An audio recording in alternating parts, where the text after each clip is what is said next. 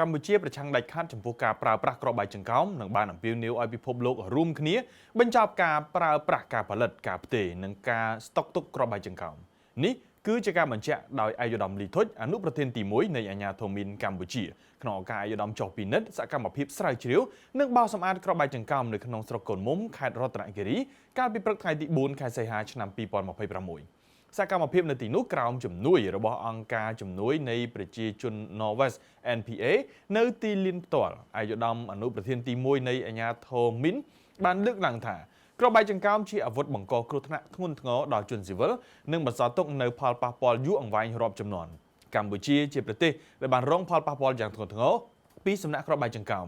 និងយល់ច្បាស់អំពីទុក្ខវេទនាការបាត់បង់អាយុជីវិតពិការភាពនិងផលប៉ះពាល់នៃជីវភាពរស់នៅរបស់ប្រជាពលរដ្ឋដែលភ្ជាប់ទៅកាន់ព្រឹត្តិការណ៍ដែលបានកើតឡើងកាលពីពេលថ្មីៗកន្លងទៅនេះឯកឧត្តមលីធុចបានរំលឹកថាកាលពីឆ្នាំ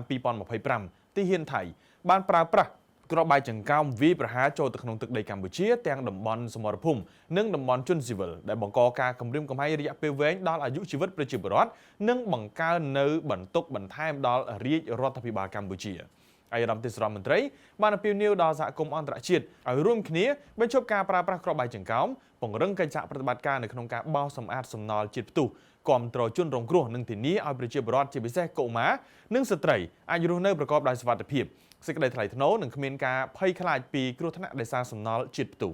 សម្រាប់កម្ពុជាអាដាមលីធុចបានអះអាងថាមានផ្ទៃដីគ្រាប់បែកចង្កោមប្រមាណ644គីឡូម៉ែត្រការ៉េដែលត្រូវធ្វើការបោសសម្អាតសូមបញ្ជាក់ថាចាប់តាំងពីឆ្នាំ2013អង្គការ NPA បានគាំទ្រការស្រាវជ្រាវនិងបោសសម្អាតគ្រាប់បែកចង្កោមនៅខេត្តរតនគិរីនៅក្នុងទំហំផ្ទៃដីជាង40គីឡូម៉ែត្រក្រឡារកឃើញនឹងកំទេចចោលគ្រាប់បែកចង្កោមជាង6000គ្រាប់និងសំណល់ជាតិផ្ទុះពីសង្គ្រាមដទៃទៀតដែលផ្ដល់ផលប្រយោជន៍ផ្ទាល់ដល់ប្រជាជនជាង30000នាក់លោក Hans Peter Reiser នាយកប្រចាំប្រទេសនៃអង្គការ NPA បានបញ្ជាក់អំពីការបដិញ្ញាចិត្តគាំទ្ររបស់អង្គការក្នុងការបន្តពង្រឹងកិច្ចសហប្រតិបត្តិការភាពជាដៃគូ